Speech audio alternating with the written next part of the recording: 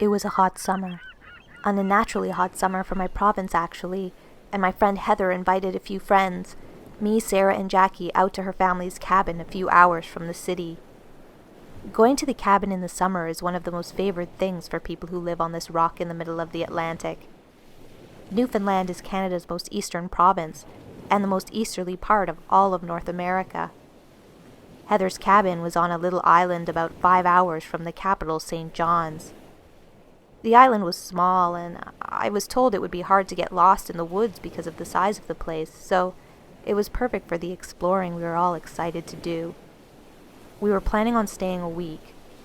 We left on a Sunday, and on the following Saturday, Heather's parents were coming to stay, so we had plenty of time on our own to relax, swim, sunbathe, and eat way too much food. Now, on to the story. On the Wednesday, we were taking a walk through the downtown of the community, though downtown is a serious exaggeration. It was just where most of the houses were and where the ferry docks, when a family friend waved us over to his lawn. Heather knew him well, and they chatted about family, how the summer was going, if her father got a moose yet, the basic stuff, when Heather mentioned we were interested in exploring the woods. The man furrowed his brow and warned us that even though the island was small, the woods were surprisingly easy to get lost in. "You watch it now, Heather," he said. "You know these woods are teeming with the good people." Now, the good people, otherwise known as fairies. They are a weird Newfoundland thing brought over from our English and Irish ancestors. I was in university at this time, majoring in folklore, so I thought I knew all about them. I was surprised to hear them mentioned, though. It's a dying belief around here and isn't really taken seriously anymore. I know what you're thinking, though. Why would anyone be afraid of fairies, of all things? But these aren't cute Tinkerbell fairies with wings and magic dust. The ones people believe in around here are a different kind of fairy altogether. This was something we were all about to learn the hard way. But at the time, we just laughed off the man's warning and went on our way. Big mistake. Heather was itching to get out into the woods. She was the bravest and most adventurous of us all, and I could see the excitement buzzing in her. So we put on our hiking gear and off we went. The first hour or so was uneventful. We weren't just wandering aimlessly. There ended up being a labyrinth of old trails and ATV tracks we could follow. I loved hiking, so I was soaking up the sounds and smells of the woods when Heather called out to us from further up on the path. We rounded a turn and came up to a house. It was like the trail led right to it. It was an old, obviously abandoned salt box style house, the kind once very common in Newfoundland, just sitting there, right in the middle of the woods. It had a small, overgrown front lawn lined with a falling down white picket fence. The paint was peeling, one of the windows on the top floor was boarded up, and the front door was hanging off its hinges. But none of this deterred Heather. Quite the opposite. "Look at this beauty," she said, peering in through the window. "We hit the mother lode with this one, girls. There's still stuff inside." We entered, confidently at this point, through the open front door and began looking around. The house wasn't big. It had a small sitting room, a dining room, and a kitchen on the bottom floor. Old dusty furniture and random knickknacks were still scattered throughout, and wallpaper peeled from the walls. Jackie and I were looking at some faded photos while Sarah was standing awkwardly in the middle of the dining room, biting her lip. "I don't know, I just feel weird in this place," she said. Sarah was the most anxious of us all. I wasn't much better, but I was feeling surprisingly okay. I was too preoccupied with all the cool old stuff to worry about anything just yet. But then, Heather said she wanted to check out the top floor. "I'm not going up there," Sarah said, glaring up the stairs. "Why is it so dark?" That must be from the boarded up window, I guessed, but I was feeling pretty uncomfortable about going up there myself. It was really dark, and this house was really old, and I wasn't interested in seeing any ghosts or falling through the floor. Heather, however, was all about it. And so, the rest of us, reluctantly, agreed to go up with her. We timidly climbed the creaky stairs. At the top, there was a room to our left, but the door was jammed, so we went down the short hallway that led to the front of the house. The boarded-up window was there at the end of the hall. There, we entered a small child's room with no window at all. Heather and Jackie started searching excitedly through an old box of toys while Sarah and I stood back in the doorway.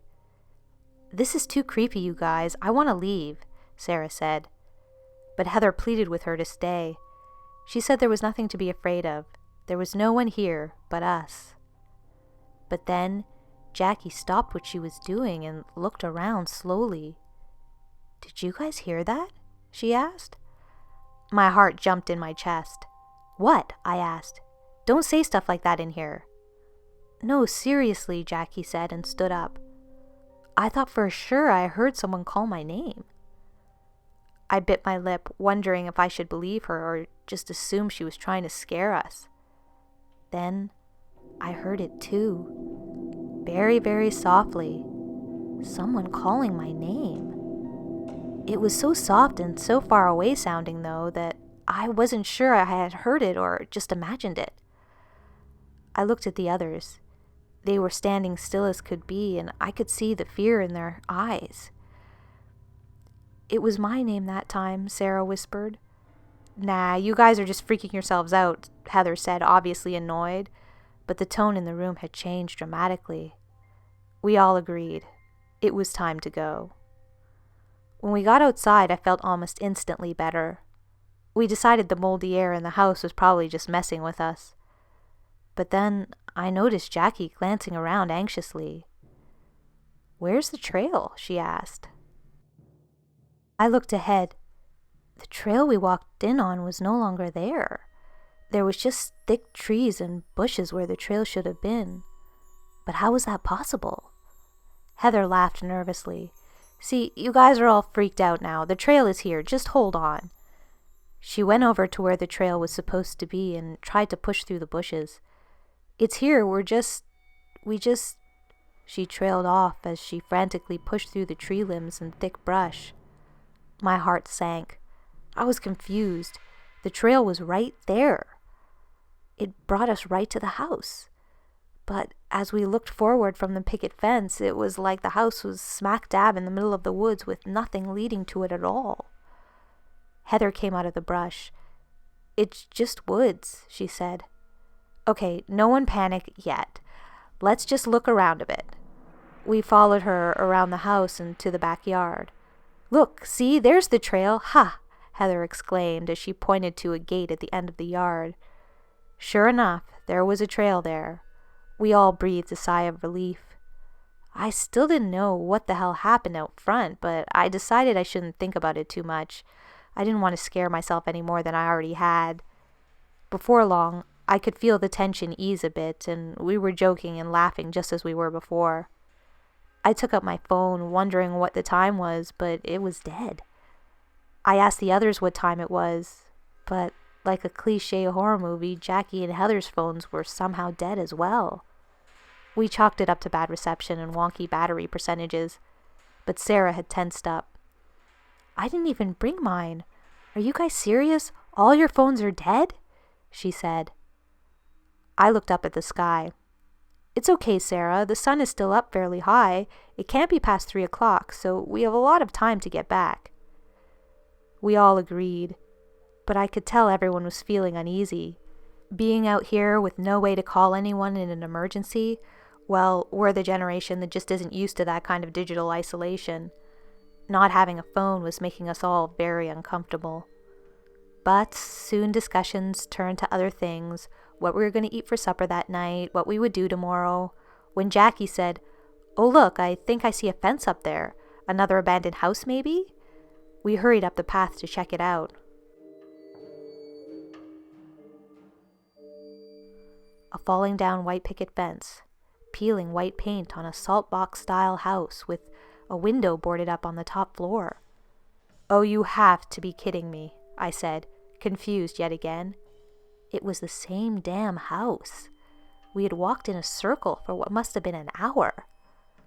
"But how? We walked in a circle? We couldn't have," Sarah said. Heather just wrapped an arm around her. "This sucks, but it happens sometimes," she said. "These trails are a maze. We must have somehow got turned around." "But we walked straight. We didn't go down any other trails," Sarah said. I stared at the house, shielding my eyes from the lowering sun. The windows were reflective, but I thought for sure I had seen movement in one of the windows. My heart was beating faster than I was comfortable with, and I convinced myself that it was just a trick of my eyes. But then I noticed Jackie staring at the same window. I walked over to her and asked what she was looking at.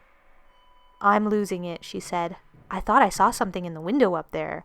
Something white, like a kid maybe. I don't know. I don't see anything anymore. Forget it." And she turned around and walked back towards Heather and Sarah. Heather was trying to calm Sarah down. "Look, the trail is here," she said. "We must have just not noticed it when we left the first time. The trail in the backyard leads back to the house, which makes sense. So this time we just go down the right trail and we'll be back to the cabin in no time." She smiled. She was still pretty calm, still being silly old Heather. I felt better. She was right. The path behind the house would most likely lead back to the property if we weren't paying attention. The woods were just playing tricks on us. The mood was getting more somber, though. Heather tried to pick up our spirits, but at that point we wanted nothing more than to just get back to the cabin. Heather and Sarah took the lead, paying far more attention to where we were going this time and making sure we weren't getting turned around again. The sun was getting lower in the sky, and the further we went, the more my stomach knotted. Suddenly, Heather stopped in her tracks and put a finger in the air. We all stopped. "What?" Sarah asked, frowning. "I thought I heard someone call my name," Heather said, straining to listen. We all did the same. Then I heard it. Someone was shouting my name. Not too far off like before, but much closer. My heart leapt into my throat. "Who is that? Who even knows my name?" Jackie said, looking around. "Hello?" she called out. We were all confused. "But I heard my name," Sarah said. This was not good. I couldn't hide the fear on my face, and neither could the others. No one said anything, but we understood that each of us had heard our own name being called. Then I heard it again, like it was someone in the distance, but still close by. Call my name. I couldn't tell what direction it was coming from, and it sounded wrong. I couldn't tell if it was a man or woman, child or adult. It made my hair stand up and my chest flutter. I saw the color drain from my friends' faces. "Let's go," Heather said, and started to walk briskly down the path again. We tried to catch up to her, but Heather was taller and faster than the rest of us, and soon she was out of sight. "Wait up," Sarah called out, but a few seconds later, we saw that she was stopped in the path again just ahead of us. That can't be," she stammered. I didn't see it at first, but looking up higher at the tree line, I could see that damn house again. At this point, I didn't think my heart could beat any faster, but it did. "How the hell did we walk in a circle again?" Jackie yelled. Heather was shaking her head. I've never seen her look scared before. Heather was always the level-headed one, boasting about going on random adventures and never losing her cool. Now I was sure we were in serious trouble.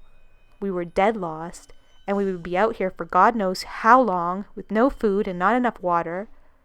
At that moment, the fairies came back into my mind, and I suddenly believed they were very real, and they were screwing with us. I could see Sarah was on the verge of tears. Heather wrapped her arms around her again and told her it was okay and that we would find our way home and not to worry. Jackie and I stood awkwardly in the path, not knowing what to do. We didn't want to go near that house again, so we just stood there while Heather calmed Sarah down. Soon, it started to get dark. "We need to move," Jackie finally said. I agreed. We weren't going to get out of here just standing around. "Okay, this time we follow the sun. It's setting. We know if we follow it, we'll be going in one direction and we can't get turned around," Heather said. And so off we went. This time, none of us said a word. We were scared, we were hungry, and we were starting to get pissed off. It was getting dangerously close to being dark by the time we spotted the house again. This time, Sarah just burst into tears, unable to control herself any longer. I felt the tears stinging my eyes and a hard lump in my throat as well. Jackie swore and began yelling at Heather. "How is this possible? You said we wouldn't get lost. You said you would climb a tree if you had to, so climb a tree, Heather. You got us into this." And so Heather, who was looking pretty upset now too, started to look for a high and stable tree to climb. But almost all the trees in Newfoundland forests are conifers, pines, spruce, and fir trees. Not exactly that easy to climb. But at that point, Heather was desperate, and she managed to struggle up a nearby tree and look around. "There," she shouted out, pointing in the opposite direction of the house. "There's a light over that way. I can see it." She slid down excitedly. We started to jog in that direction, fighting our way through thick trees and ignoring the cuts the brush was giving us. I didn't care anymore. I just needed to get away from that house and out of these woods. We stumbled into a clearing, and I heard Sarah moan loudly. I looked up. We were back at that house again. "This is impossible. Impossible! It was just behind us," Heather said, her hands to her head in disbelief. I just gaped. I couldn't think straight. My breathing started to become rapid and uneven. My eyes began to cloud over. How was this happening? At this point, we were all crying, none of us able to fight it back any longer. Even Heather had tears streaming down her face and tried to calm Sarah down, who was downright sobbing. We sat down in the grass behind the backyard fence, feeling defeated. It was more or less completely dark now, and we had been in the woods for more than 8 hours by this time. I was tired, my stomach was in knots, my chest felt tight and painful. None of us knew what to do. Suddenly, Sarah gasped and pointed in front of her. My heart flew into my throat. I turned around, following her gaze. There was something out there, at the edge of the clearing, near the side of the house, maybe 20 feet from us. It was all white, or maybe it was gray, in the shape and size of a small child. It looked like a human, and it was completely naked, but it had no characteristics. Its face was blank, and between its legs was smooth like a doll. Nothing. It was like a completely blank person. It was standing casually with its arm out, leaning against a tree when it turned its head to look at us. I heard the others gasp behind me, and then we ran. We got up and tore out of there. But it felt like we ran for only a few seconds when I bumped into Heather right in front of me. She had stopped dead in her tracks, her mouth hanging open and her eyes wide. "What?" I started to say until I realized the house was right in front of us again. My mind buzzed. I felt like I was going to fall over. And we weren't alone this time. Making a circle around the house were a large group of these blank people. They were, well, I hesitate to say dancing because it wasn't really dancing. It was more like twitching and shaking. Their limbs looked like they were filled with liquid as their legs wriggled around their sides and their arms twitched. They stomped back and forth as their white blank bodies, heads shaking and bodies twitching in a way that made my blood run cold. They looked human, but these were not human movements. Human limbs don't bend or move that way, and they can't jerk around that quickly either.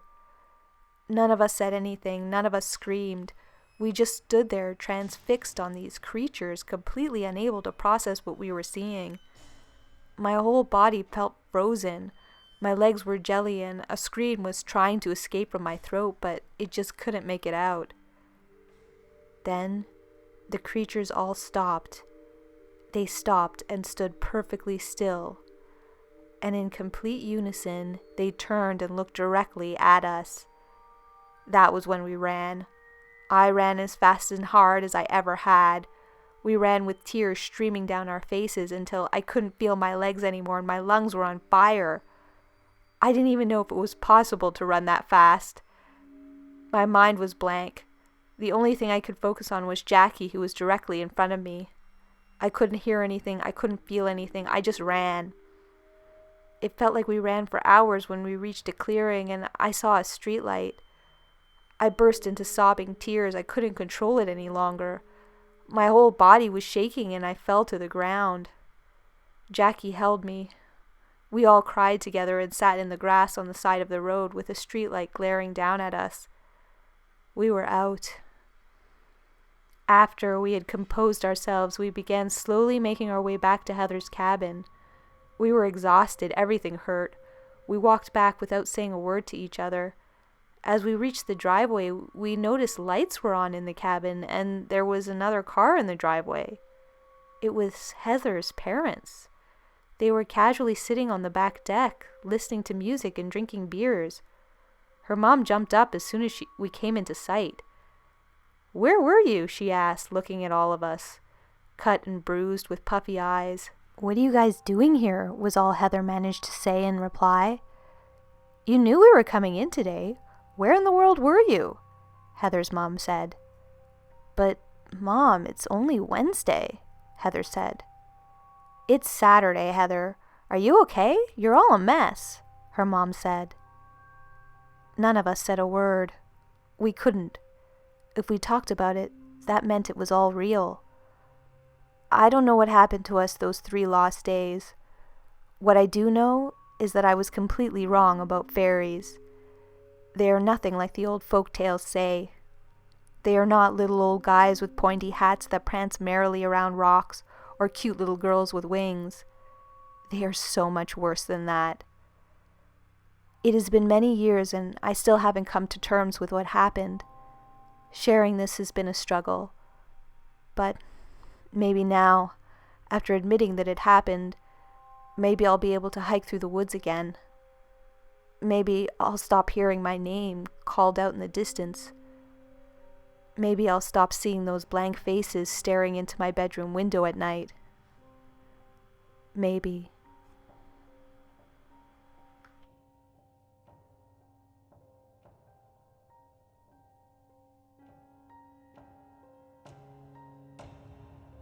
Thanks for watching.